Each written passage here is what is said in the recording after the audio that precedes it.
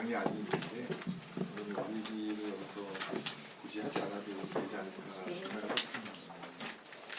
저는 약간 훈영 선생님이랑 잠깐 얘기했는데 이렇게 봄나들이 하시면 나들이만 하시지 강의는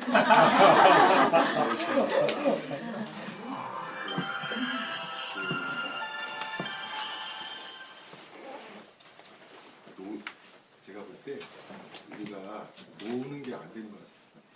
그냥 꼭 놀러 와서도 뭐 강의 하나쯤은 해야 그래도 야 교사들이 어디 놀러만 갔다 온다고 되냐 뭐 그런 건 아니겠습니다. 그런데 왜 강수돌 교수님 혹시 이름 들으셨죠? 네.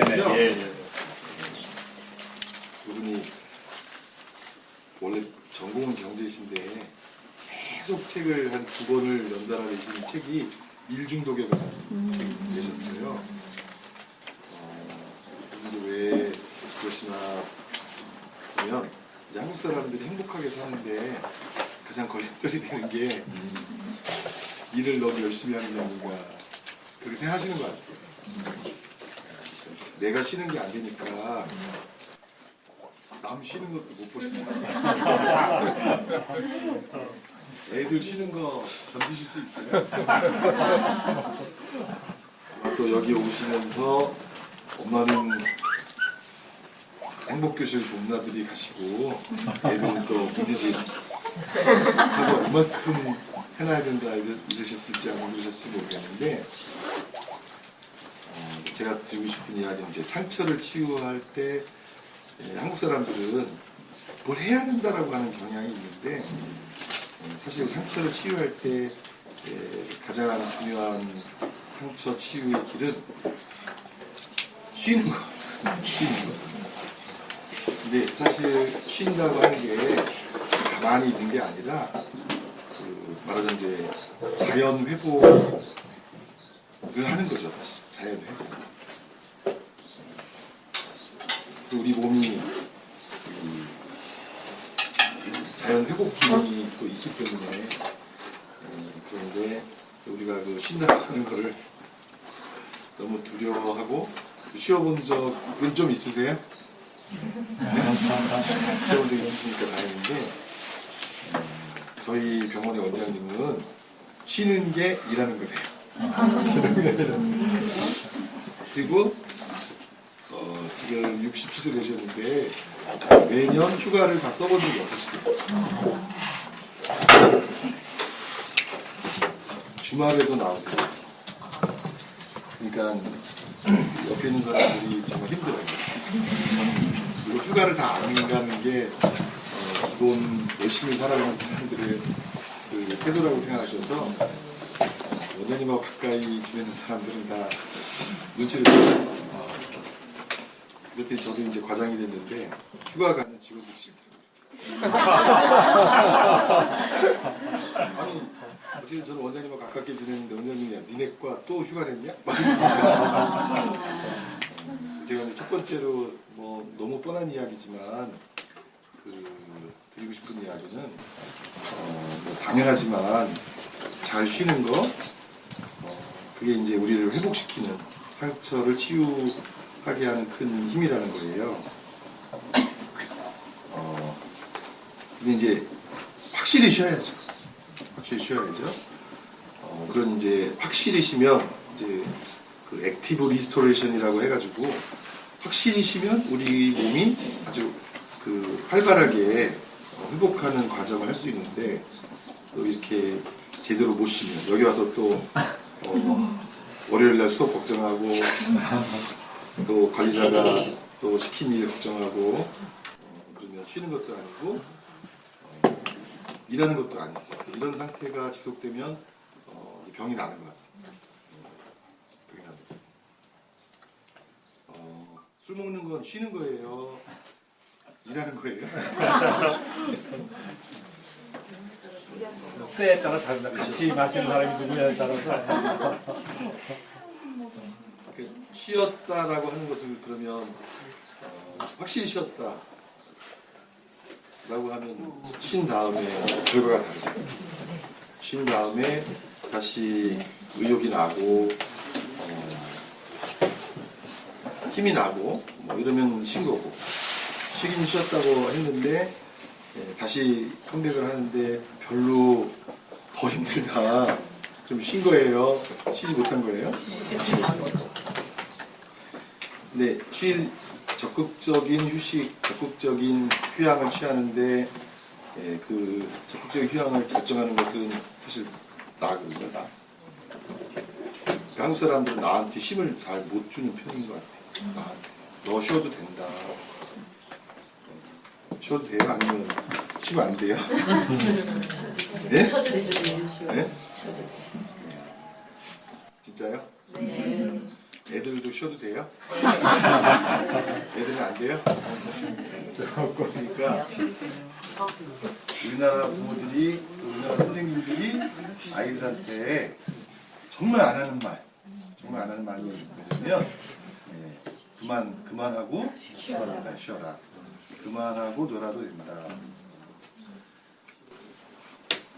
저는 이제 그 사교육 걱정 없는 세상이 슬로건이 너무, 사교육을 걱정 없게만 하면 되는 게 아니라 지금도 유지되는지 안 되는지 모르겠지만 저희가 프랑스랑 교류하는 한 2년 전까지 프랑스는 초등학교 학생들에게 숙제를 내지 않는 정책을 유지해야 하죠. 60년대 후반부터. 그리고 요즘 이제 경향신문에서 아이들의 놀 권리, 놀이의 권리 이런 얘기 하잖아요. 근데 그게 다들 남의 자식에겐 그렇게 해도 좋다고 생각하는데 내 자식에게는 어렵죠. 어려워요. 일본이 그 1990년대 중반에 건강의 정의를 바꿔요. 이제 건강하려면 어떻게 해야 되느냐, 또 건강을 가능하게 하려면 건강할 수 있도록 하는 그 요소가 뭐냐, 이게 운동, 영양, 휴양 세 가지로 바꿔요. 거기도 이제 휴양이 있는 거예요. 휴양. 잘 쉬고, 제가 또 두 번째로 드리고 싶은 이야기는 교사상처라는 책을 쓸 때 그때 이제 선생님들하고 이렇게 만나면서 그 책을 쓰기 위해서 선생님들을 좀 이제 경기도에 있는 모 학교 선생님들을 여러 번 만났는데 치유를 하기 위해서 필요한 건 원래 진단이잖아요. 진단. 다른 말로, 쉬운 말로 하면 어쨌든 내가 내 상태를 알아야 되는데 뜻밖의 이제 우리는 우리 상태가 중요해요. 일을 해 놓는 게 중요해요. 네? 그래서 그 교사상처 앞부분에도 그런 얘기를 썼지만 자기 상태를 모르는 사람들이 꽤 많다는 거예요. 내가 힘든지. 그러니까 특히 열심히 지내는 선생님들일수록 나 좀 요즘 힘들어 이런 말을 뜻밖의 잘 안 하시더라고요. 그런 말 좀 해보신 적 있으세요? 네? 집에서 자기가 좀 힘들다라고 이 일은 저한테 좀 힘듭니다. 오늘 저는 지금 굉장히 힘들어서 이 일이 어렵습니다. 이렇게 말하는 게 어떤 분들은 자기가 약한 모습을 보이는 거다. 그렇게 생각할 수도 있고, 첫 번째는 내가 힘든지 안 힘든지 자체를 모르시고, 두 번째는 힘든데 힘들다라는 표현을, 힘들다라는 말을 하는 것을 두려워하시고, 그러다가 병이 깊어지는 거죠.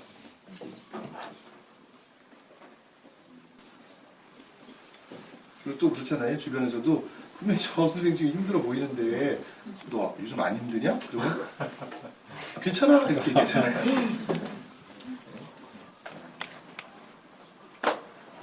자기 상태를 잘 모르고 사는 선생님들 또는 주변에 자기 상태를 잘 모르고 지내는 사람들이 굉장히 많고, 남이 얘기해 주는데 또 남이 얘기해 주면 속으로는 그렇게 보이나? 뭐 이렇게 생각할지 몰라도 겉으로는 괜찮다고 도움받는 거를 잘하세요? 도움받는 걸 불편하게 생각하세요?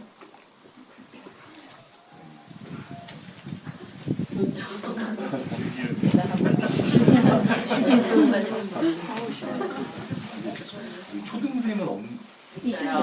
초중고는 하나도 돈 받는 게 불편하네요. 되게 완벽주의가 많잖아요. 그래서 저희가 이제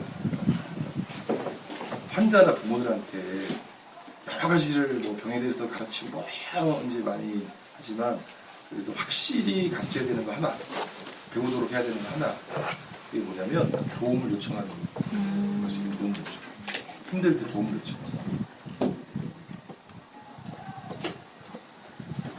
쉬지도 못하고 자기 상태도 모르고 자기 상태를 알기에도 주변에 도움을 요청할지 잘 모르는 거죠. 그래서 왜 주변에 도움을 요청할지 잘 모르느냐 그렇게 이제 선생님들한테 물어봤더니 일단은 교사들끼리는 서로 도움을 요청하는 문화가 별로 없고 교사 문화 안에는 다른 선생님에게 도움을 요청하는 문화가 별로 없고 또 도움을 요청해도 잘 도와주는 선생님도 별로 없고 그래서 제가 교사상처를 쓸 때가 한 2년 전인데 그때만 하더라도 협동, 협력 이런 거를 선생님들이 가르치기가 어렵고 애들도 선생님들이 그런 걸 강조한다 하더라도 선생님들끼리 하는 모습을 보면 선생님들은 협동, 협력이 익숙해요? 낯설어요? 네? 낯설죠. 낯선기 때문에 사실 아이들한테 협동이나 협력을 가르치기가 어렵고 그런 걸 말로 가르친다 하더라도 이제 학교에서의 문화를 보면 아이들이 선생님들도 협동, 협력이 잘 안 된다고 하는 거를 알기 때문에 별로 교육의 효과가 떨어지는 거죠. 저는 예전에 그 프랑스에서 온 선생님의 말이 아직도 기억이 남는데 좋은 교과서, 좋은 교환 이게 아이들에게 큰 가르침이 안 되고 학교의 문화, 선생님들 간의 문화, 선생님들이 선생님들끼리 보여주는 그런 선생님들 사회가 오히려 아이들한테 더 중요한 가르침이 된다. 그런 얘기가 인상적이었는데요.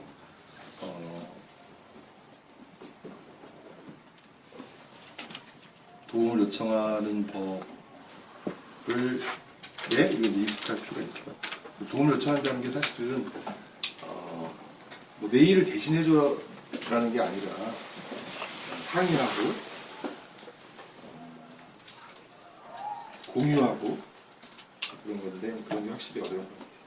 그래서 뭐 여러분들도 많이 읽어보시겠지만 파커 파머라는 사람의 책에 보면 교사는 외롭다. 교사는 외롭게 지낸다. 자기 혼자 그 30명의 아이들과 싸우고 지지고 볶고 하면서도 그걸 다 자기가 감수하고 아이들과 겪은 것도 다 마음속에 담지 동료교사 나누지도 않고 수업도 혼자 책임져야 되고 아주 어려운 일을 하고 있음에도 불구하고 그 일을 혼자 잘 해내야 된다는 부담을 갖고 있으니까 교사들이 쉽게 지치고 소진이 잘 일어난다. 언제 내가 쉬어야 할 때다라는 사인이 오는지 아세요?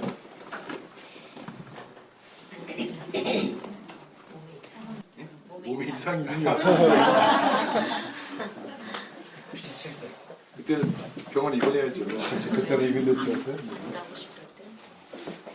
어디를 안 가고 싶어요? 학교 안 가고 싶은데 강아지 데려줄 때 수업하기 일에 대한 의욕이 없어져. 수업하기 싫은 날도 좀 있으시죠? 그렇죠. 저희도 뭐 진료하기 싫은 날 당연히 있어요.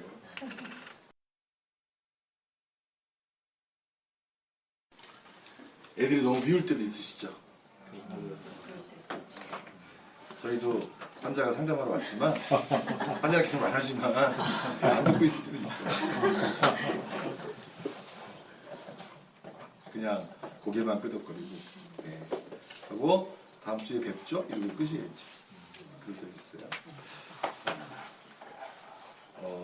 이제 저희가 스트레스와 관련된 이제 뭐 공공기관이나 이런 데 가서 교육하면 그 공무원들도요, 스트레스를 내가 언제 힘들고 스트레스 어떻게 푸냐, 그러면 내가 언제 힘든지도 잘 모르고 스트레스를 푸는 방법이 구체적으로 이렇게 스트레스를 푼다라는 방법을 알고 있는 사람들이, 이게 아주 단순한 질문이지만 그 미국의 뭐라고 그러죠?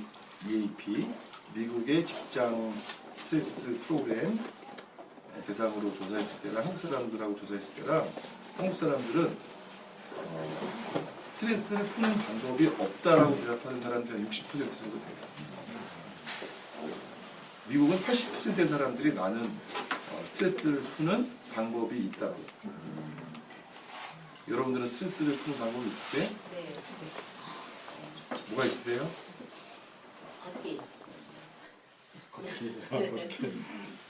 지금 예를 들어 제가 이런 질문을 했을 때 바로 떠오르지 않고 걷기도 하고 뭐도 하고 이런 분들 없는 거예요, 사실. 이제 막 여기서 고르기 시작합니다. 물어보면 얘기하려고 평상시 별로 활용하지 않는 걸 얘기하실 텐데, 상태를 내가 언제 힘든지, 또 그걸 어떻게 푸는지, 이런 패턴이 이제 그래도 젊을 때부터 있으면 더 좋고요. 지금쯤 그런 게 있으셔야 되는 거죠. 그래서 기분이 바뀌어본 경험을 하는 게 되게 중요하죠. 기분이 바뀌어요. 근데 이제 선생님들한테 언제냐 이렇게 물었더니 아까 말씀드린 그런 때인 것 같아요. 수업하기 싫을 때, 애들이 이제 더 특별히 미울 때, 미워 보일 때. 그래서 자기가 알죠. 내가 애들한테 스트레스 풀었구나. 그 다음에 술 많이 먹을 때도 그럴 때죠.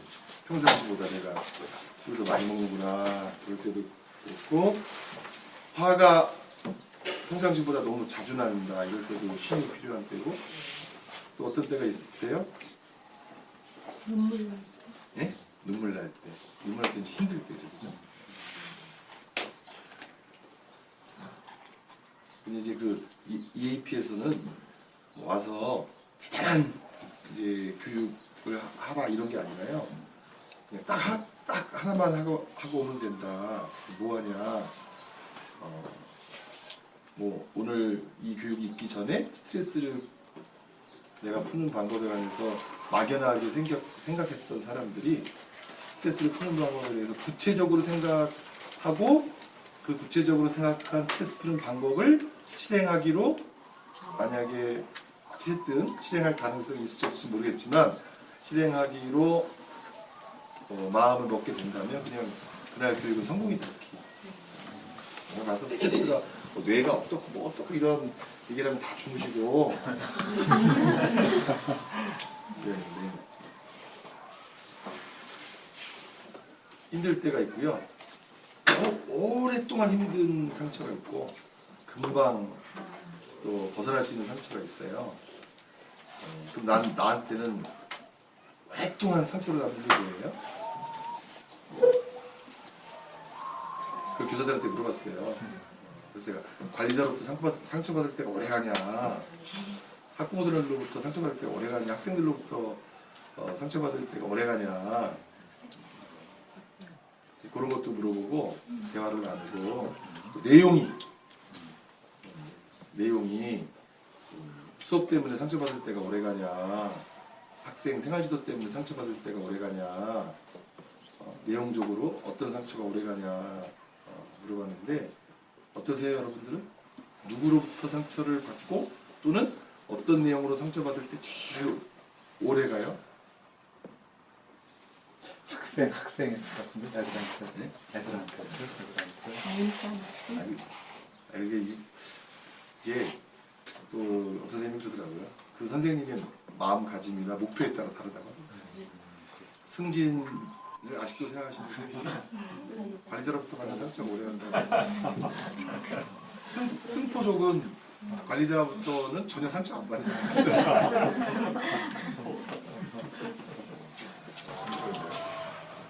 아이들을 제일 중요하게 여기는 선생님들이 사실 아이들에게 상처받으면 더 그런 게 오래가죠. 왜 그래요? 내가 좋은 선생님인 줄 알았는데 특히 좋은 선생님이 아니라고 애들이 하면은 배신감 플러스 그래서 막 학교에서는 애들한테 화를 내지만 집에 가면서 의문이 드는 거죠. 그죠? 그리고 자신감이 좀 줄어들고 내가 지금 교직 20년 차인데 애들한테 좋은 선생님이라는 소리 아직도 못 듣고 막 이러면 그러니까 그런 걸 약간 심리학적으로 얘기하면 그 자기애적 손상이라고 해요. 나르시스틱 인저리. 내 자기애를 건드리면 그런 게 좀 오래 가요. 뭐 어떤 행실이 잘못됐다, 뭐 어땠다 이런 거는 뭐 아이씨 5년 뒤에 3년밖에 안 남았지 이렇게. 또 옆에 선생님이랑 다른 선생님한테 상처를 받으면 참으면 되고 관리자도 참으면 되고 그런데 내 자존감 또 내 자기애 이런 거에 대한 위협을 주는 상처를 받으면 그런 상처가 이제 오래가고 그 상처 때문에 사실은 뭘 하시기 시작하더라고요. 상처를 받으면 교사들이 가장 하기 시작하는 흔한 선택이 뭐예요? 네, 연수예요.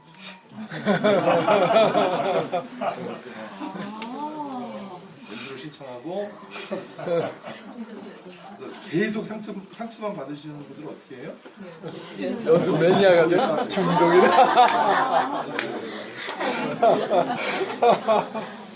그리고 무슨 연수가 부흥회로 착각해요.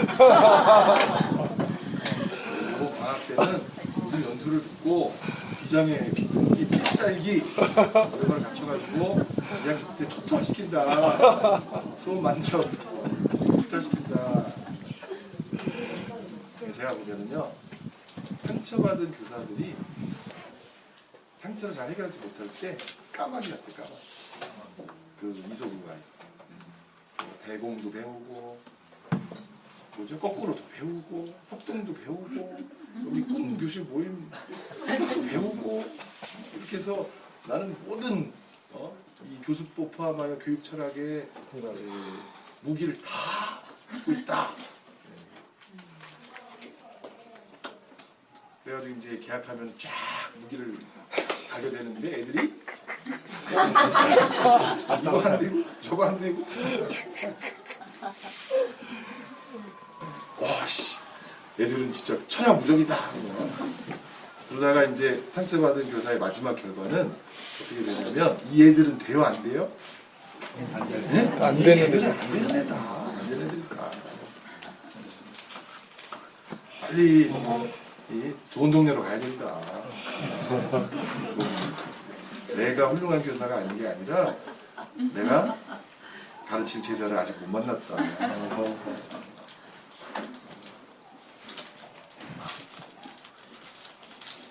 그러면서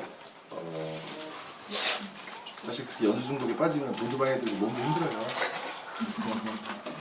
근데 저는 이게 장점이자 단점인데 우리는 너무 좁고 너무 좁게 살고 너무 밀접하게 살고 너무 유행에 민감하고 그러다 보니까 최근에 어떤 선생님이 찾아와가지고 예전에 5년 전쯤인가에 뒤떨어진다 이래가지고 힘들었대요. 요즘 뒤떨어진다는 느낌 받아서 또 힘든데요. 그래서 그 경위가 어떻게 되는지 사연을 들어보니까 EBS가 문제였어요. EBS가 자꾸 좋은 기획 다큐멘터리를 1년에 한두 편씩 만들어야 되는데 그래서 EBS 다큐멘터리 볼 때마다 그걸 안 그러고 나는 안 그러고 저도 이제 그 거꾸로 교실 그 프로젝트 찍을 때 마지막 편에 이제 인터뷰하고 그랬는데 찍기는 뭐 굉장히 오랜 시간 찍었지만 내보내는 거 그러니까 방송에서는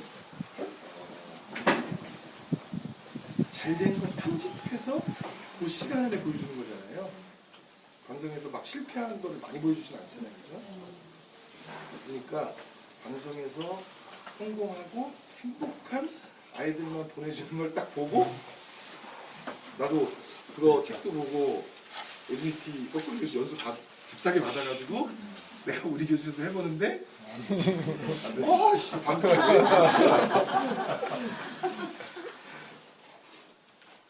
저는 조금 안 만나고 조금 오래 내 거를 좀 해보고 조금 어쨌든 내 거를 만들어서 해본다 이런 걸로 좀 버틸 필요가 있으신데 우리 선생님들 너무 힘드세요. 내가 볼 때 지금 그리고 다 똑같아져요. 다 똑같아져요. 다 똑같아지고 자기 개성도 없고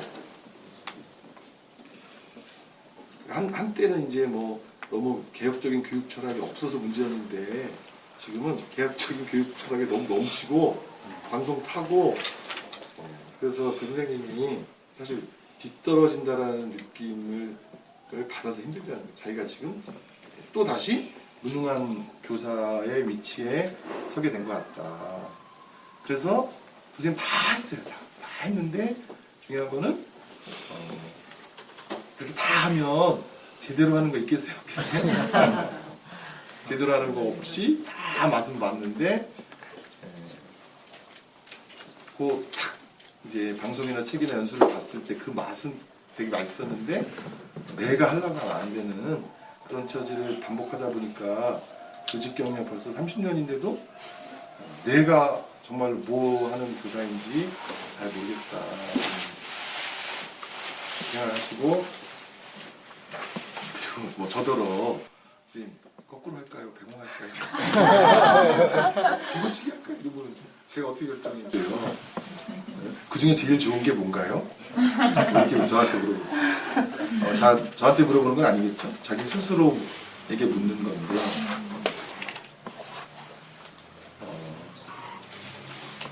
그래서 제가 그 선생님 이소부의 까마귀처럼 좋은 거를 다 갖다 한다고 해서 선생님 훌륭한 선생님이 되는 건 아니다. 또 요즘 아들러도 유행하니까 그런 선생님들은 아들러 읽으면 치유가 좀 돼서 아들러 좀 읽어보라고 했더니 또 읽어보시고 책도 한 권만 산 게 아니에요. 네? 밤에 읽는 책 그래서 이제 읽으셨다고 하더라고요. 제가 드리고 싶은 이야기는 상처를 치유할 때 모든 약이 그 사람에게 다 좋은 약이고 잘 듣는 약이고 그러진 않아요. 자기한테 맞는 약이 있단 말이에요. 그러니까 자기의 주관과 소신에 따라서 자기에게 맞는 교육학을 여러 개가 아니라 그냥 한두 개 해서 한 5년 해보고 10년 해보고 그런 다음에 이게 내 거다. 제가 이제 그 교사 국제 대회 이런 거 있잖아요. 국제 학술 대회 교사들끼리 모이는 거기 가면 다 내 교육 철학을 이렇게 얘기하기 시작해요. 교사들이 20년 교사로 살았는데 내 교육 철학을 이렇게 한다. 나는 좀 다른 철학이 있다.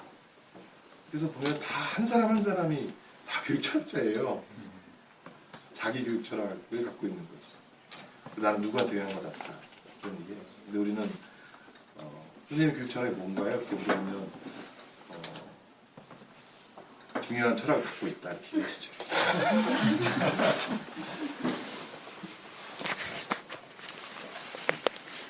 사람들은 이제 자기 업무 때문에 힘들어지는 그 배우에는 어쨌든 사실 자신의 능력에 대한 자기 평가가 되게 중요하죠. 자신에 대한 자기 능력 일제 식민지 잔재 능력 방식과 뭐 전혀 흔들림 없이 쭉 가는데 애들하고 무관하게. 근데 내가 괜찮아. 그 이제 심리적 안정이라고 하는 게 사람들이 오해하는 게 심리적인 안정은 절대적 안정은 없어요. 뭐 나는 평생 불행을 느껴본 적이 없어 지금까지. 이런 사람 없어요. 그런 사람이 있을 수도 없고 우리의 그냥 여러 가지 겪고 살고 부딪히고 하는 과정에서 우울도 좀 생길 수도 있고 불안도 생길 수도 있고 그러니까 괜찮은 교사다라는 느낌이 또 지금 자체적으로 행복하다 이런 게 완전하거나 절대적인 게 아니라 사실 다 이렇게 어떤 동요를 하지만 그 동요 안에서 그래도 내가 어떤 방향을 잘 정해서 가고 있다 이제 그런 느낌이지 이제 한 끝에 불행도 있어서는 안 돼 이런 건 아니잖아요. 이제 행복하다는 것도 그래요. 근데 저희 쪽은 저희 정신과 쪽에서도 정신 분석 쪽은 사실은 좀 별로 그렇게 이제 긍정 심리학을 하시는 분들을 빼놓고는 대체적으로는 다 비관적이에요. 뭐가 비관적이냐?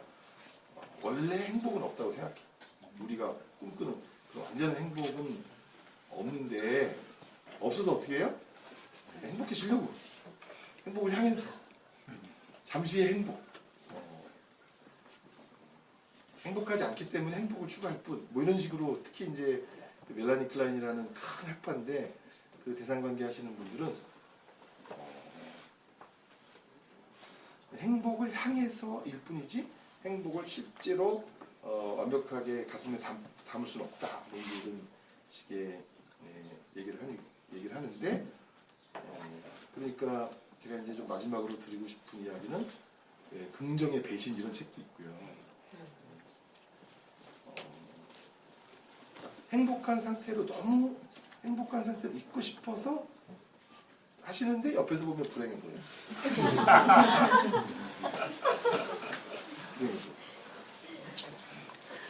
그래서 요즘 되게 유행하는 게 그 까르페 디엠이긴 한데 하도 청소년들이 와서 까르페 디엠 해가지고 청소년들이 말하는 까르페 디엠은 오늘 죽자가 많거든요. 오늘 놀 거 다 놀자. 애들이 뭐 까르페 디엠을 그렇게 그거 아니다. 근데 어쨌든 지금 현재 이곳에서 잠시 행복하기 이게 이제 사실은 행복의 어떤 정체라고 생각하는 학파들이 있어요. 다 모두가 그렇다는 건 아니에요. 근데 그걸 다시 처음에 제가 했던 얘기로 돌아가면 오늘 이곳에서 잠시 행복한 것으로 충분하게 이게 돼야 쉬는 게 된다. 나는 오늘 여기 행복교실 동나들이 또 사진 찍은 거 이따 집에 가서 블로그에 올려야 되고 이렇게 해야 나의 행복이 끝난다.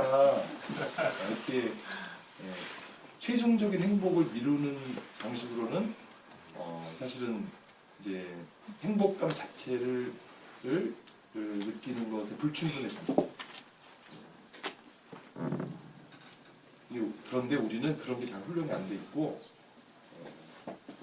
오늘 어디까지 해야 이렇게 된다 하는 마음의 습관이라고 할까요? 네, 그런 습관이 많아서 그래서 요즘 유행하는 게 정신 참 희한한데 우리나라는 아직 인재 도입이 돼서 확산되기 시작하는데 이제 미국은 벌써 한 20년 전부터 마인드풀니스라고 해가지고 그 틱나탄 스님이 비학문적으로 불교에서 시작한 수련인데 서양에서는 완전히 정신과나 심리학으로 들어와서 지금 현재 뭐 살아있기, 지금 현재의 모든 것을 초점화하기, 마인드풀니스와 연관된 명상 이런 게 굉장히 유행이에요. 그리고 그것이 청소년들한테도 되게 좋아요. 청소년들이 앞뒤, 과거, 미래 걱정 덩어리로 사는 청소년들에게 자해하고 그런 아이들에게도 그런 아이들이 이제 미래에 올 불안이나 여러 가지 부정적이고 비관적인 예측을 하기 때문에 힘들어하니까 그래서 이제 빨리 현재로 돌아와서 현재의 느낌을 자기 자신에게 살아나도록 하기 그게 지금 현재 행복감을 잠시라도 나에게 충전하는 데 도움이 된다 그래서 많이 하는데 애들이 지금 현재를 안 와요. 이렇게. 저번에 선생님이 다음에 선생님이 이럴 거잖아요. 뭐 이렇게. 그래가지고 아이들한테 서양 책에는 건포도 현상이라고 해가지고 건포도를 하나 줘요. 건포도를 입안에 어디에 위치해라, 돌려봐라, 씹어봐라. 그래서 건포도를 가지고 현재로 돌아오게 한다. 지금의 감각에 충실하도 지금의 감각이 어떤지를 느끼도록 돕는다. 그래가지고 이제 또 애들한테 병원에서 건포도 사가지고 건포도를 애들이 줬더니 건포도가 안 된대 이게. 뭐 하는 짓이냐고 얘들이. 병원에서 말고 제가 자문위원으로 있는 쉼터에 남자 쉼터에 거기서 막 부모술 안 되는 애들한테 껌을 한번 해보세요. 껌을 해봐. 껌은 된대. 껌의 단맛을 빨아봐. 지금 무슨 맛이냐? 그러니까 그렇게 따지면은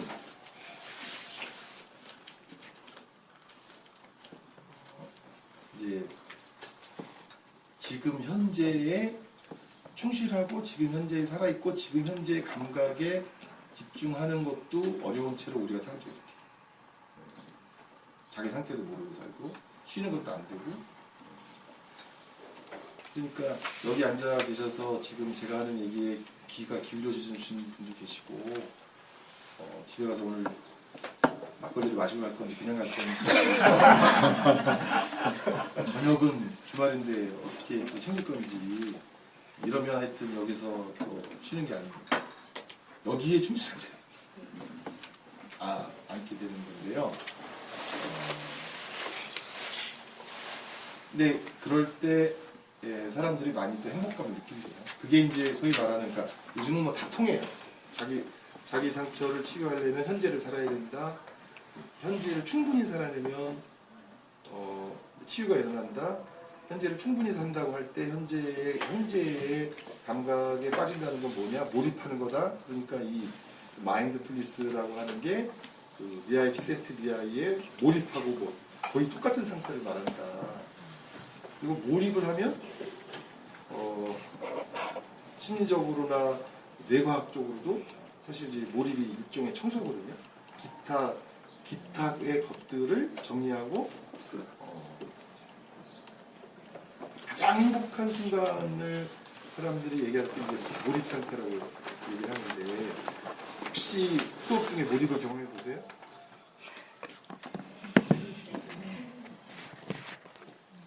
순간순간 행복이다.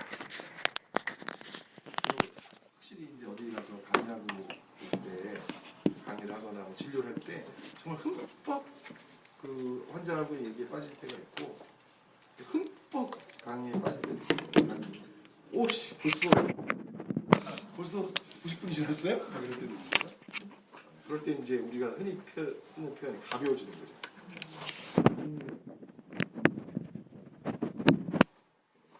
그거는 굉장한 또 사실 치유 효과가 커요.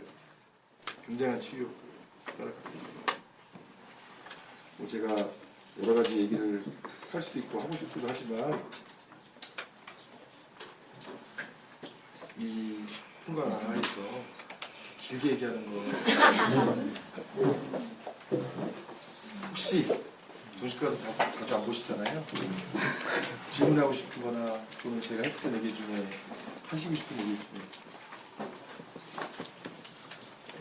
그거니까요. 네. 아까 그 자기의 쪽 손상이라고 네. 말씀하셨잖아요. 네. 근데 그 자기의 쪽 손상을 많이 갖고 있는 그 집단이 교사 집단이 좀 많은 편인지 그리고 주로 자기의 쪽 손상이 많은 사람들의 경향은 주로 심리적으로 어떤 것들을 좀 갖고 있는지 좀. 자기를 낮게 평가하는 사람들에게 자기 쪽 손상 많지는 않아요. 낮아서 손상받을 때 뭐 내려갈 때 있잖아요. 근데 문제는 이제 자기 평가가 높은 사람들. 여러분들 자기 평가가 높아요, 낮아요? 높아요. 높은 편이죠. 대체로 높은 것 같아요. 대체로 높은가요? 네. 그러니까 교사나 이런 자기평가가 높은 집단이 자기적 손상을 더 받겠죠? 더 받을 가능성이 높죠.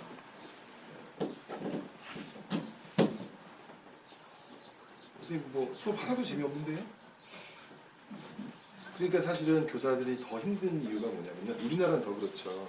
우리나라는 교사가 자기를 평가하는 수준은 OECD에서 높아요. 나 존경 많이 받아야 된다고 자기 자신한테 그렇게 얘기해요. 근데 애들이 별 많이 존경을 줘요, 안 줘요? 사회가 여러분들에게 많은 존경을 줘요? 안 줘요? 안 주죠. 안 주죠. 의사, 우리나라는 약간 어쨌든 의사도 그렇고 교사도 그렇고 교사는 철밥통이고 뭐 그냥 그렇게 나가잖아요. 의사는 도둑놈이고. 그러니까 이제 우리가 앞으로 어떻게 바뀔지 모르겠지만 교사 집단이나 전문가 집단이 되게 신뢰할 수 있는 집단이다. 이래야 자기가 나만 내가 훌륭하다고 하는 게 아니라 주변에서도 훌륭하다고 해주는구나. 이래야 이게 이제 자기애가 유지되는데 우리는 자기애를 유지하고 살기가 힘들죠. 그러니까. 자기애를 유지하고 살기가 힘들어서 그러니까 여러분들이 뭐 열심히 하는 거예요. 또 다른 방면으로 또 나 훌륭하다, 다른 방면으로 훌륭하다 하려고 그러면 교사분들 중에서 아니 교사가 뭐 평범하고 그냥 동네 아줌마지 뭐 그런 분들이 자기적 손상을 덜 받긴 해요. 덜 받긴 해요. 그 다음에 혼자 일하는 사람들이 자기적 손상을 더 많이 받아요.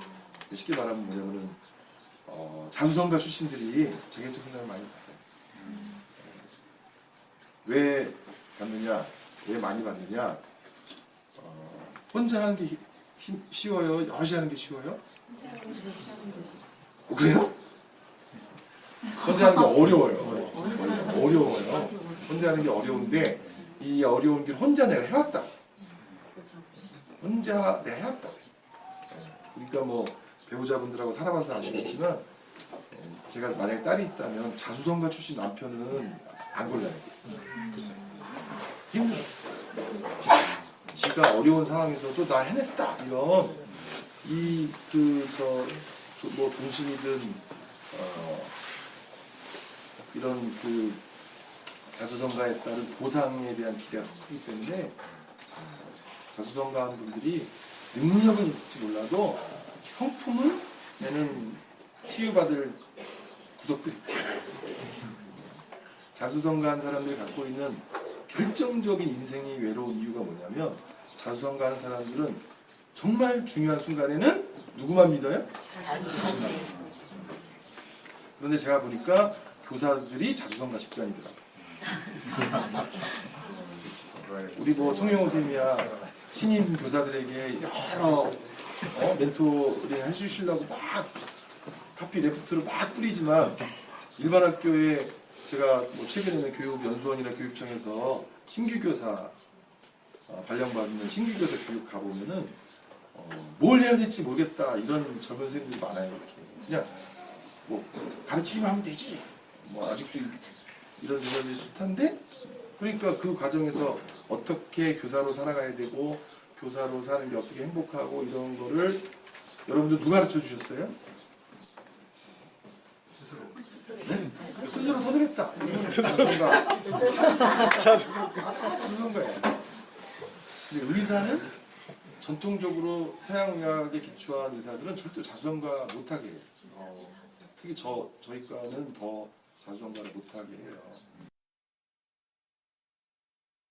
1년차, 2년차 가르치고 2년차, 3년차 가르치고 교수들이 가르치고 또 여러분들 공개 수업하는 식으로 공개 컨퍼런스에서 나 이렇게 했다 이런 거를 막 일주일에 2번, 3번씩 까발리고 그 다음에 모여서 또 조직과 의사 되면 안 될 것 같다 이런 얘기 상처 주려고 하는 게 아니라 그 스텝 센시티비티라고 해가지고 누가 환자를 보는 스타일이 이러저러해서 그런 좀 이런 걸 해야 되겠다라고 약간 그 소위 말하는 감수성 집단, 감수성 훈련 같은 걸 일상적으로 하는 거예요.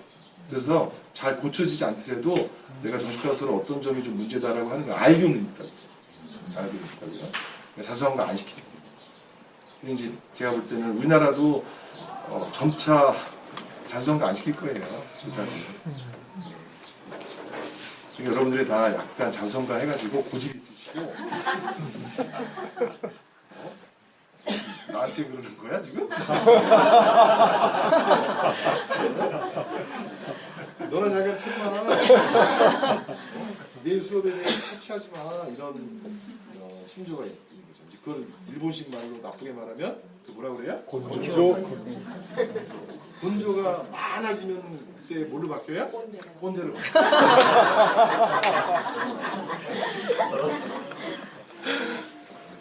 그래서 이제 그냥 사람들이 선생님들하고 지내기가 어렵고 싫다. 애들도 그래요. 아니 초등학교 애들이 초등교사에 대한 만족도가 더 떨어져 가고 있대요. 그래서 이제 어떤 아이가 세상에 있는 선생님 중에 제 악질, 성질이 제일 더러운 선생님이 학교 선생님이에요. 와, 우리 선생님 화내, 엄마. 소리 지르고. 어떤 욕도 해. 혼자 하려고. 자기가 알고 있는 선생님 중에서예요. 자기 태권도 선생님 절대로 지난 2년간 나한테 화낸 적이 없어요. 피아노 선생님 화낸 적 없어요. 학교 선생님만 화내는 거지. 그냥 그게 뭐, 야, 학교 선생님이 막 한 반에 30명 혼자 가르치니까 그러지. 이런 얘기를 뭐 초등학생이 들려요? 태권도도 20명이에요. 두 번째로 뭐냐면은 성질도 들어오는데 지 마음대로 안 돼. 아무 사이가 안 해. 아무 사이가 안 해. 또 얘기해. 태권도 선생님은 힘들다 그러면 20번 발차기 20번 하고 시작하는데 오늘 힘드니까 10번만 해요. 그러면 그러냐? 힘들어? 10번만 하자. 예.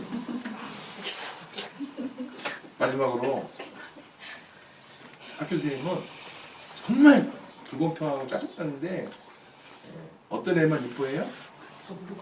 잘하는 애만 이뻐해요. 자기 마음에 들고 잘하는 애만 이뻐하는데 그러다 보니 남학생이 많아요? 여학생이 많아요? 여학생. 교실이 공평한 공간이에요? 불공평한 공간이에요? 불공평한 공간이라서 얘기를 하는 건데 이제 걔가 억울한 거예요. 억울한 거. 뭐가 억울하냐? 학교 가면 나 시켜줘요? 안 시켜줘요? 안 시켜줘. 학교는 모두를 위한 공간이에요? 잘하는 아이들을 위한 공간이에요? 잘하는 아이들입니다. 근데 그래가지고 어디 교장 선생님 이제 학교를 방문할 때 교장 선생님이 얘기하시는데 아니 자기 답답해 죽겠대요. 뭐가 답답하냐? 공부 잘하는 아이, 이번에 경시대회 나가래, 400m 계주 뛰는 애, 웅변대회 나가는 애. 네? 이게 한 명이라니까. 왜? 잘하는 아이로 뽑아 올리니까. 그러니까 못하는 아이들한테는 어떤 특정한 기준으로 못하는 아이들한테는 기회가 우리는 그런 기준으로 하니까 아이들이 자기가 잘 존중받지 못한다. 그랬더니 뭐 또 어디 학교 가서 에이 선생님 요즘 절대로 안 그래요. 그러긴 하는데 애들이 약간 그런 인식이 있어요. 이제 저희 별학교는 전혀 안 그렇거든요. 저희는 좋아하는 아이 기준이에요. 그래서 별학교 발표회 우리 성형 선생님 안 보셨지만 별학교 발표회가 좀 황당해요. 저 요번에 사실 작년에도 제 의사 동료들하고 데리고 갔는데 공연을 보다가 자꾸 카톡이 와. 애가 저희 동료 의사가 이게 보컬이 이게 밴드냐 이러더라고요. 우리는 보컬을 정하는 기준이 선착순이에요. 내가 보컬 하고 싶다. 나 노래하는 거 좋아한다. 그러면은 그 시간에 빨리 올려야 돼. 그래서 이제 그 빨리 올리고 리드 보컬 하고 싶어하는 아이가 보컬을 하는데 노래를 잘하는 것과는 무관해요. 걔는 어찌됐든 밴드의 리드 보컬이 된 인생의 경험을 갖고 그래서 합주가 개판이긴 해요. 물론 연습을 안 하고 그렇게 하면은 문제지만 연습을 해도 개판인데 그러니까 좋아하는 아이들이 모인 밴드 음악을 좋아하고 밴드를 하고 싶어하는 아이들이 모인 밴드에서 애들은 별학교가 너무 좋다는 거예요. 일반 학교는 어떻게 됐을까요? 선발해서 잘하는 애 고르고 또 잘 치는 애, 잘 두들기는 애 골라서 최정의 무대로 모아가지고 야, 뭐 우리 학교 밴드는 인디 밴드 어디랑 맞먹는다, 잘한다 이렇게 할 텐데 그렇지만 이제 하고 싶어하는 애들은 다 배제돼야 되죠. 근데 이제 그게 하나가 아이들 학교로 오는 즐거움이고 또 다른 이제 기현상을 보면은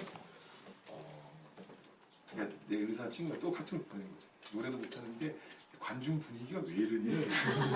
청중 분위기가? 왜냐면 청중 분위기가 저렇게 박자도 안 맞고 소리 지르고 지는 되게 행복해하지만 소리 고래고래 지르고 그러면 관중들이 내려와 이래야 되는데 잘했어.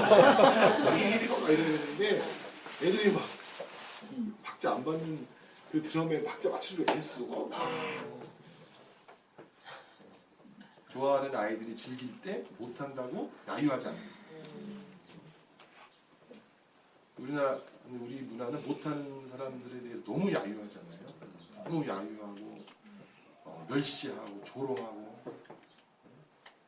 근데 못한다는 것으로 아이들이 생각하지 않고 즐기는 모습을 같이 즐기면서 다 같이 신나하는 게 이제 잘하는 패러다임으로 살아오는 사람들이 그 콘서트를 와보면 좀 이거 어떻게 해야 되지? 이런 상태인데 아이들이 행복하지 않은 이유는 사실은 이제 그래서 애들이 학교가 뭐 계급제도다, 카스트다 뭐 이렇게 얘기하는 게 우리가 너무 이제 잘하는 아이의 중심. 뭐 얘기 나왔으니까 제가 진료하던 아이가 야구 박사예요. 머리는 몸은 비만이에요. 하지만 또 엄마 아빠가 얘가 야구를 좋아하니까 야구 글러브나 이런 건 또 다 좋은 거예요. 미즈노 20만 원짜리 너무 그런 거 갖고 와요. 진료받고. 그러다가 그래서 이제 우리나라 야구 클럽에 들어오려고 했는데 회원으로 받아주지만 선수는 뛰게 해줘요? 안 뛰게 해줘요? 안 뛰게 해줘요. 그리고 이제 탈퇴해. 왜 탈퇴한다? 자꾸 애들이 야, 씨, 야구 입으로 하냐? 제일 재수없다고.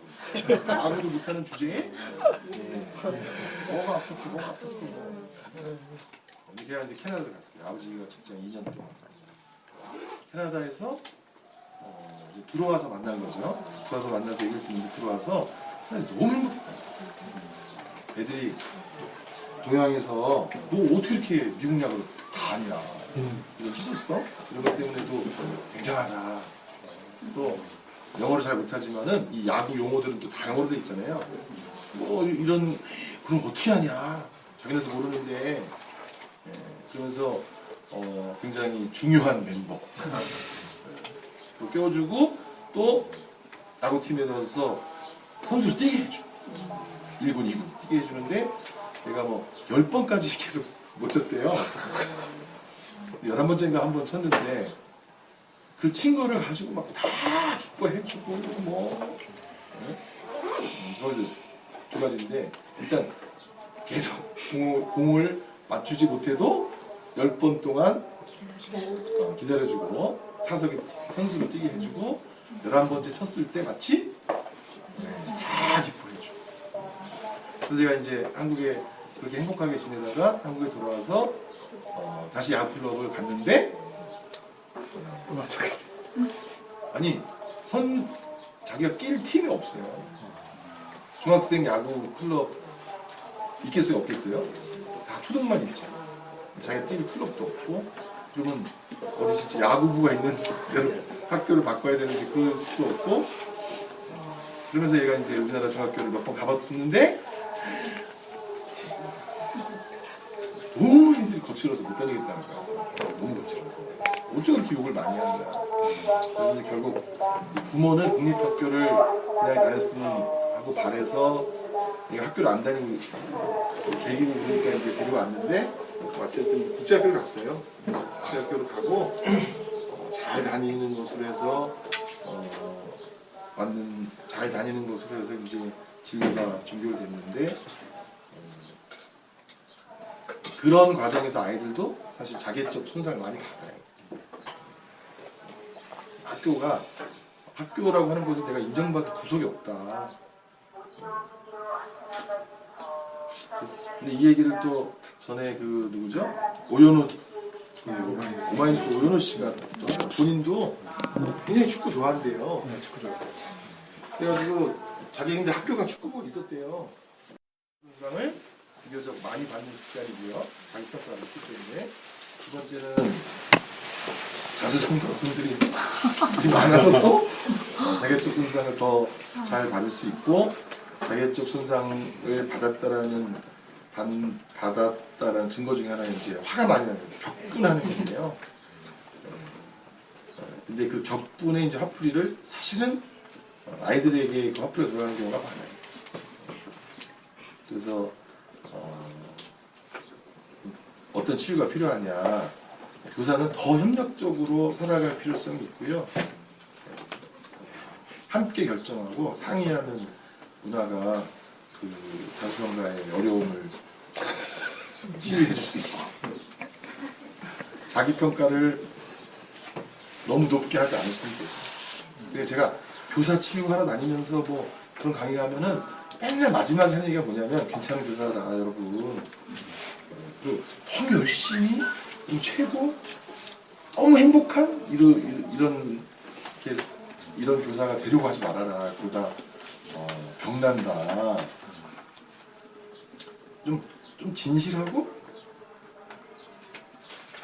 정직하고 애들하고의 관계를 좀 꽤 중요하게 여기는 그런 정도의 교사로도 충분하다. 그런 얘기 하는 거예요.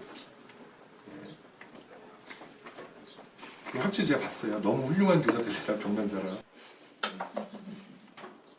성용호 선생님은 절대 아니에요.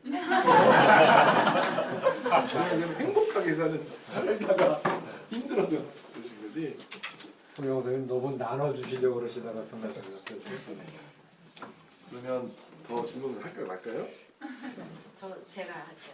제가 그래요? 작년 겨울에 고등학교 1학년짜리 아이를 이제 맡게 됐는데요. 그거는 이제 상담실에서 왜 조사하면은 그 자살비도 이런 게 맞아서 이렇게 살짝 슬그머니 이제 한번 얘기를 해보라고 했는데, 그 아이 같은 경우는 엄마하고 대화를 안 한 지가 4년? 서로 거실과 방을 따로. 네, 그런데도 어떻게 가정생활이 가능하냐라고 했더니 아빠가 그 아이하고 연결은 돼 있더라고요. 그래서 엄마에 대해서는 엄마라고 부르지도 않을 정도로. 근데 바깥에서 보면 너무나 아이가 명랑해요. 이렇게 몇 번 이렇게 그었다는 거가 믿겨지지 않을 정도로. 남자 여자요? 여자예요. 예. 그러니까 저희가 지금 일반 학교인데요. 일반 학교에서 가끔 볼 때 바깥으로는 너무 보통 아이와 같아요. 밝고 명랑하고. 근데 그런 면은 말하지 않으면 사실 모르거든요. 그런 아이가 꽤 많아요. 근데 글쎄 그런 아이에 대해서 담임이나 일반적인 선생님은 접근하기가 상당히 어렵죠. 그러니까 그 아이에 대해서 기본적으로는 정신과 치료를 받으라라고 얘기하기엔 전체 가족 치료가 필요할 것 같은데, 우리 선생님이 관여할 수 있는 부분이 사실 힘든 부분인 것 같아요. 엄마 오라 그래도 오기가 좀 힘들 거고요. 또 그런 가정 문제를 학교 가서 말했다 그러면 그 아이가 또 집안이 또 힘들고, 그러니까 그걸 보면서도 우리가 어디까지 말을 해야 될지 모를 경우도 있어요. 질문의 요지가 어떻게 도와줘야 되는 거예요? 아니, 그러니까 우리가 어디까지 말을 해야 어디까지 말을 해줘야 되는지, 아니면 그냥 보고도 그냥 그 선에, 그냥 지금 현재는 그 선에서 있어요. 지나가도 보면서는 하지만 저희 아이가 괜찮다, 엄마하고 저런 관계인데, 그러니까 정말 그 선이 애매해요. 어디까지 교사로서 간섭을 해야 되는지. 근데 바깥으로 아이는 학교 생활은 되게 멀쩡한데 과연 그게 멀쩡한 건가? 보통은 아니잖아요. 엄마하고 대화를 그 정도로 안 하고 엄마라고도 부르지 않는데. 자기는 대학만 가면 집 나갈 거라고는 얘기를 하죠. 그건 뭐 어느 소속 사회에 있느냐에 따라서 좀 다를 것 같아요. 저희는 그런 애들만 주로 보니까 4년 얘기 안 하고 가지고 뭘 이렇게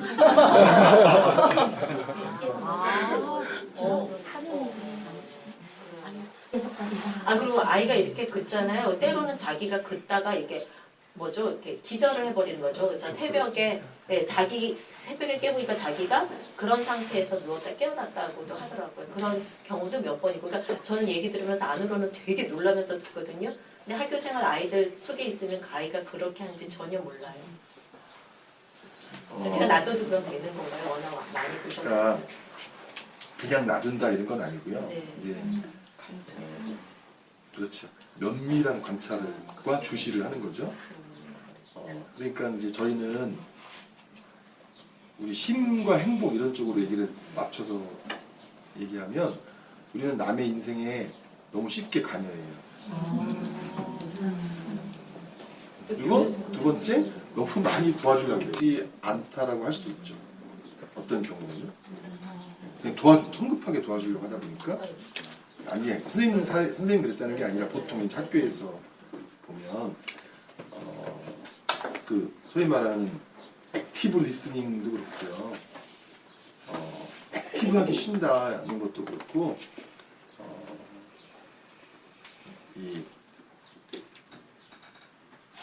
다 어떤 정도의 이제 스탠스, 거리를 갖고 그렇고 이제 면밀히 유심히 살펴보다가 도움을 요청할 때 도와줘도 되고 도움을 요청하지 않지만 도와줘야 할 때는 되게 명백한 거죠.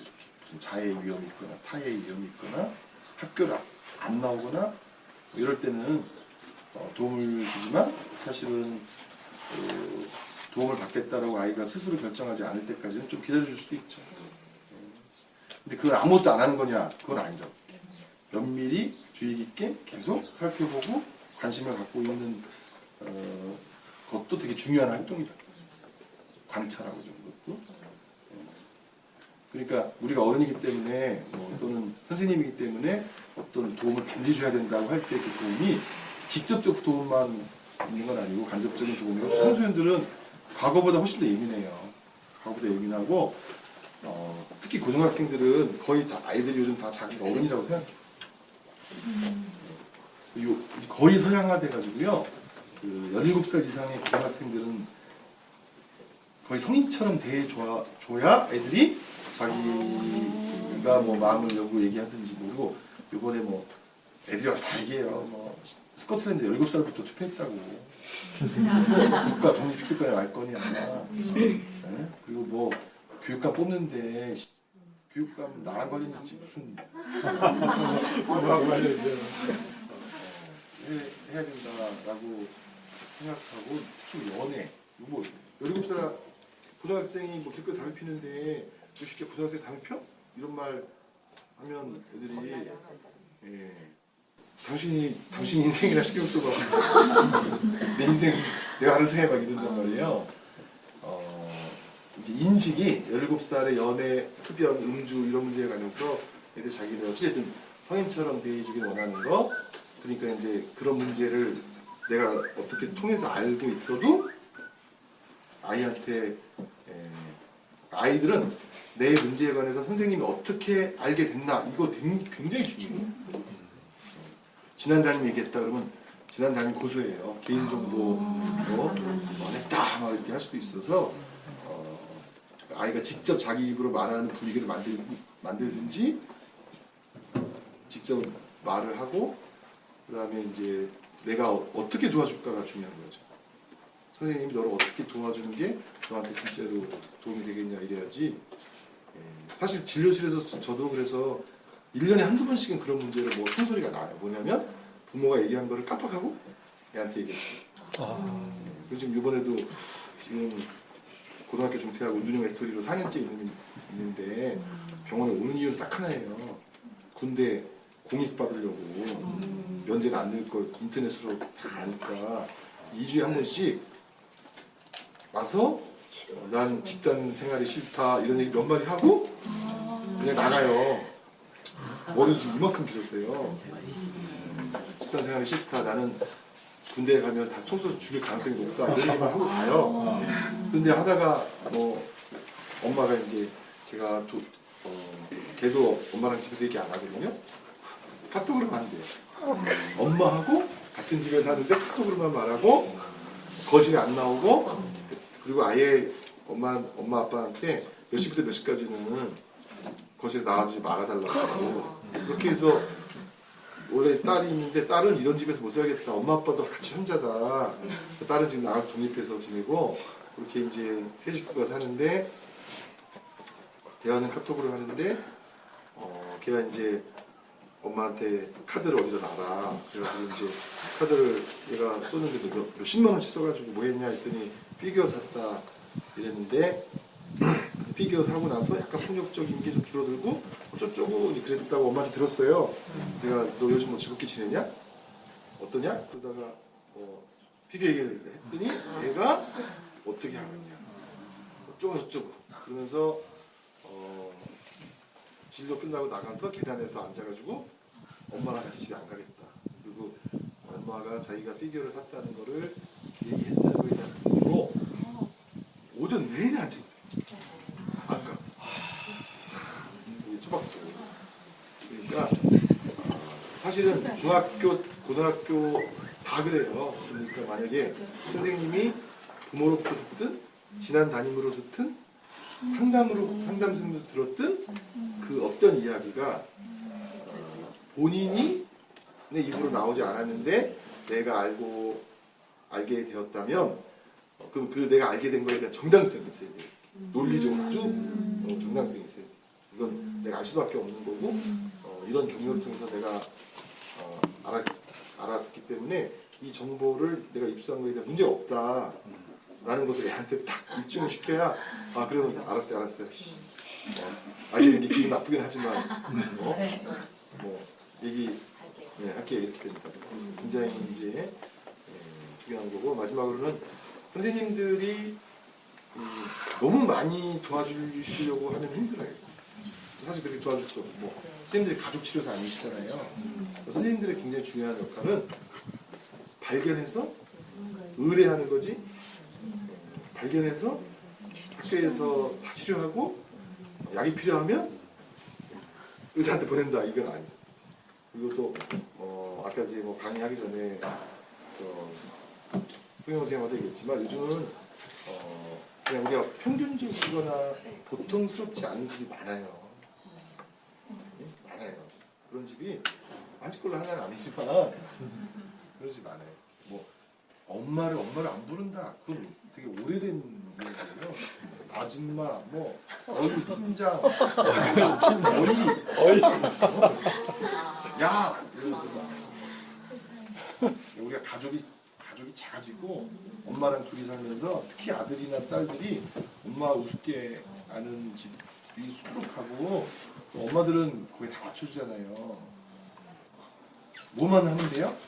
공부하고 대학만 가면 된다 이런 식으로 해서 그래서 내가 아까 그 말한 아이도 쟤 저렇게 살아면 안 되고 지금 당장 어쨌든 치료의 시작을 해서 입원시켜야 된다. 엄마가 싫대요. 자기는 신처럼 모시고 살겠대 그냥 그 채로. 그래서 이제 그러면 안 되고 아빠랑 같이 오자고 해가지고 기한을 두고 그 기한이까지도 애가 큰 변화가 없으면은 어떻게 하자 이렇게 했는데 선생님들이 상처받는 학부모로부터 상처받는 과거보다 학부모로부터 상처받는 이유가 많이 늘어난 거는 애랑 엄마랑 떨어졌어요. 붙어 살아요. 네? 그러니까 애랑 엄마랑 거의 동일시 되어 있는 집이 엄청 많아요. 그러니까 애를 혼내면 애를 혼낸 거예요? 날 혼낸 거예요? 날 혼낸 거예요. 우리 집 애는 왜 혼냈냐고 네가. 이게 교사 주제에 우리 집 애는 왜 혼냈냐고. 네가 그래서 우리 애 만약에 의욕 떨어지거나 우리 애가 자신감 떨어지면은 네가 뭐 우리 애 인생 책임질 거야? 그렇게 근데 이제 자식이 여럿이고 제가 그 중2병의 비밀이라는 책 새로 냈을 때 엄마는 너밖에 없어 그 에피소드가 있는데 그게 진짜 실화인데 당연히 애가 거기도 애가 엄마 너무 싫대요. 엄마 왜 싫으냐? 엄마 나만 보고 산다고. 여러분들은 자식, 자기 실현, 배우자 셋 중에 비율이 어떻게 돼요? 사는 일이? 여기 있는 분은 자기 실현. 그러니까 토요일 날 이 시간에 여기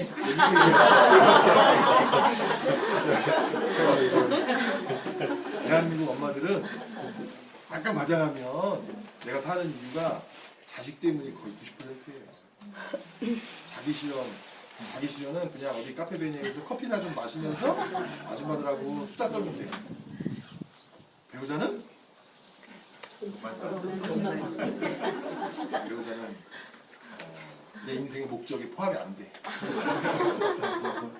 여기는 그냥 그러니까 사실 우리나라에 많은 엄마들이 지금 40대 50대 엄마들이 전부 자기 인생의 목적을 자식에 두고 그렇게 끔찍하게 뭐 해왔는데 그 끔찍하게 해온 자기 아이를 뭐 좀 내가 볼 때는 그렇게까지 할 필요 없는데 선생이 그렇게 해가지고 얘 저 자신감을 꺾어놓은 것은 우리 집에 대한 도전이에요. 내 삶에 대한 침범이고 그런 그 개밖에 없어. 그러니까 애가 싫은 게 뭐냐면 엄마가 옛날부터 엄마는 왜 사는지 아냐? 너 엄마 행복이 어디서 오는 것 같아? 엄마의 행복은 너한테 와. 네가 기쁘면 엄마도 기쁘고 네가 슬프면 엄마도 슬퍼. 네가 공부를 포기하면 엄마는 죽어. 우리라도 화이팅! 아침에 나갈 때 잘했다 화이팅! 잘해? 끝날 때쯤은 또 저 카톡 문자 보내요. 어디야? 엄마 기다리는데? 딱 나오면 탁 차에 실어서 학원 보내놓고 또 거기서 기다리고 힘들지? 그래서 뭐 맥도날드 뭐 사왔다 먹어? 다 태워서 딱 하고 자기 전에 옆에 와서 딱 그런다. 엄마는 왜 살아?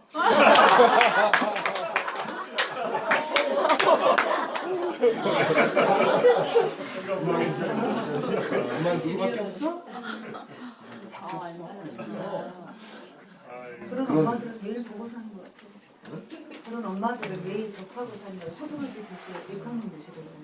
엄마들이 이제 방과후 학교 안에 있는 방과후를 가더라도 가방 갖다 주러 아니 학교에 아이 가방을 받으러 교실 앞에 왔다가 아니 교문 앞에서 인출기하고 항상 집에 가거나 또 우산 갖다 주거나 근데 항상 아들만 챙기고 아들만 보고 사는 엄마들이 대부분인 것 같아요.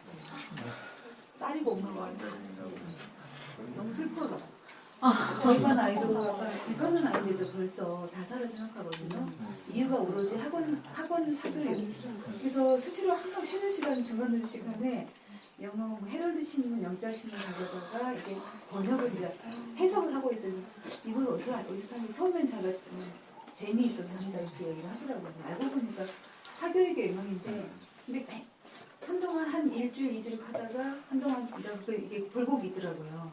한동안 영자신문 가지고 해석하고 있다가 또 한동안은 또 완전히 다운돼가지고 미친 놀다가 또 집에서 좀 이렇게 엄마가 그러면 또 다시 또 앉아서 이제 영화 그 신문 글다 보다가 근데 그런 게 반복된 일이 한 3월 4일 눈에 띄더라고요. 그 아이들의 고민이 항상 토론을 자유토론을 시키면은 주제가 항상 학원 교육이 나와요. 살아야 할 것, 학원 교육, 근데 굉장히 6학년들이 자살이라는 말이 나오더라고요. 그래가지고 되게 자기는 풍선, 자유롭게 둘러다니는 공이고 싶은데 언젠가는 찔려서 그게 풍선 터지게 터져버릴 것 같다라고 항상 표현을 하는데 지금은 요즘은 그 아이 한 아이가 그렇긴 한데 그 아이가 똑똑하고 그러잖아요. 원량국가라고 우리가 그걸 말도 못하고 제가 한마디 하면 너무 똑똑하니까 뭐를 말해줘야 돼. 그런 얘기 나타나더라고요. 근데 토론하면 걔 아이 머릿속에서 그 싸움이 자꾸 있나 봐요. 학원에 갈 것인가 뭘 것인가. 저도 많이 고민이 되고요. 어느 부분까지 도움이 되고. 뭐 그런 큰 부담에서 아이들이 부담이라고 하는 게 계속 높아지면 이제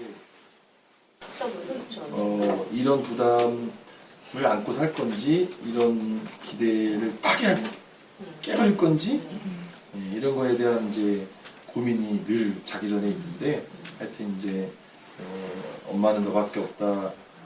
엄마의 생명을 책임지고 사는 것들이 많이 있어서 부모들이 특히 이제 다루기 힘들어지는 거예요. 다루기 힘들어지는 거예요. 어떻게 되느냐? 그럼 뭐 애를 많이 낳아야 됩니다. 이렇게 얘기하면 답이 아닌데 그러니까 이제 사실은 우리가 그렇게 둘, 셋, 넷이니까 뭐라 그럴까? 다섯 키웠다고. 자식 아니면 다른 데서 행복을 못 찾는 삶을 살고 있는 사람들이 많은 이제 현실을 갖고 있는 거죠. 네, 더 하면 피로가 쌓일 거야. 죄송한데 저도 빨리 끝내고 싶은 마음이 있는데 네, 항상 강연을 들으면 꼭 하고 싶은 질문이 있어요. 네, 본인 말씀 좀 해주세요. 어떤 거요? 자녀분들은 어떻게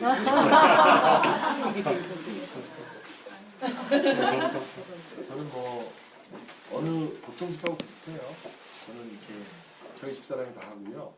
저는 외곽 지원 하는데 이제 아들들인데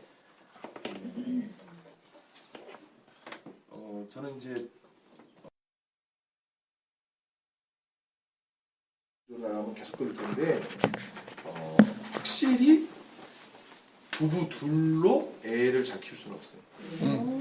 형도 필요하고 삼촌도 필요하고 부모도 필요하고 학교 선생님도 필요하고 교회 전도사도 필요하고 그런 사람들이 이웃으로 같이 살아야 아빠랑 얘기하기 싫을 때 삼촌하고 얘기하고 엄마 진짜 재수없는데 우리 엄마 어떤 인간인지 알고 싶을 때 이모랑도 좀 얘기하고 그리고 아빠는 이런 거 하라고 하는데 나 하기 싫은데 학교 선생님하고 얘기를 했더니 학교 선생님이 아니다 너뭐더 그렇게 얘기하고 이래야 여러 가지 이 아이들이 성장할 때 필요한 주변의 중요한 어른들의 네트워크로 자라는 건데 지금은 딱 엄마 아빠 가끔은 물청소를 하고 딱 가요. 인성도 못하는 지금 야 스카이 열심히 일하네 이러고 딱 가서 우리 아버지는 차 언제 들어만 그러니까 하여튼 선생님들이 생각하는 것보다 애들은 외롭고 선생님이 생각하는 것보다 애들은 사랑을 듬뿍 받지 못했다고 느끼고 있고 선생님들이 생각하는 것보다 아주 낮은 학년 때부터 스트레스를 많이 받고 선생님들이 상처받는 이유 중에 하나 뭐냐 내가 가르칠 내 수업에 와서 앉아있는 애들이 싱싱하고 쌩쌩해야 되잖아요 얘네들이 그래야 뭐 야 우리 해볼까? 이럴 텐데 해볼까? 하는데 벌써 다 해보자고 하기도 힘들어. 그러니까 애들 말에 의하면 만성학습 피로 증후군이에요. 만성학습 필요죠. 아니 그냥 애들은 초등학교 때부터 애들이 숙제라고 하는 것을 끝내고 자본 애들이 없더라고. 숙제 너무 많아서 학원 숙제, 학교 숙제, 학원 숙제, 네? 학교 숙제 맨날 오늘은 그만 자라 이러면 다행이지만 또 그 숙제 언제까지 하고 잘 거냐 이러면은 그래서 애들 수면이 어른 수면보다 적다 이런 통계도 있잖아요. 그러지 또 애들이 또 그러면 공부 안 하는 애들도 있는데 걔네들 무슨 스트레스 받아요 그러시겠지만 걔네들도 항상 걱정을 해요.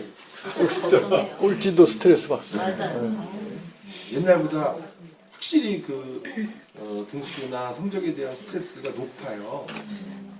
안 높은 것 같지만은 다 걱정하고 민감하고 그러니까 훨씬 더 많은 그러니까 이제 아무것도 안 하지만 걱정만 하고 그 걱정이 너무 힘들어서 게임하고 게임하는 동안에는 걱정이 없었는데 게임 끝나면 또 걱정이 찾아오고 자식은 아들이라고 나 하나밖에 없대는데 하나밖에 없는 아들을 포기하시라고 말하고 싶죠 수도 없이 근데 또 포기하라고까지는 말은 못하고 행위로만 보여주는 게 이렇게 엄마 포기해 그런데 엄마는 포기 안 해주고 계속 정말 듣기 싫은 소리 머리는 좋은 데만 네가 노력을 좀 하면 되지 이 반복되는 찬송가를 계속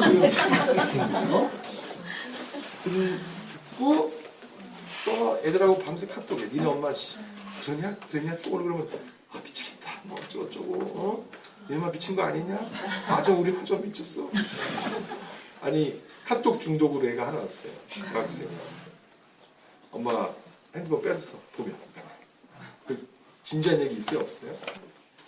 뒷담화랑 뭐 연예인 뒷담화, 엄마 뒷담화, 학교 선생님 애들 뒷담화 쭉 뒷담화 플러스 유유유 흐흐 크크크만 쫙 되어 있는 이런 카톡을 새벽까지 왜 하냐 엄마 막 그런데 딱 얘가 그래요. 동생 놔줬으면 나 이렇게 안 됐어. 지금 이 순간에 동생 어디서 데려오냐. 그게 무슨 상관이냐 그러는데 자기가 이모한테 들었는데 옛날에 엄마도 밤새 이불 안에서 뭐 새벽닭에 우기 전까지 수다 떨고 어쩌고 딱 차이는 나는 지각하는 거고 엄마는 그때 시절이 지각 아무도 안 하는 시절이기 때문에 학교 간 거고 자기는 좀 지각할 뿐 자기의 본질은 이게 외로움이라는 거야. 그렇게 또 그러니까 또 엄마가 얘 노는 살았어요? 노는 살았니까 하고 싶은데 진짜 뭐 그런데 그렇게 애들이 사실 별로 얘기할 사람도 없어요. 네 마칠게요. 네.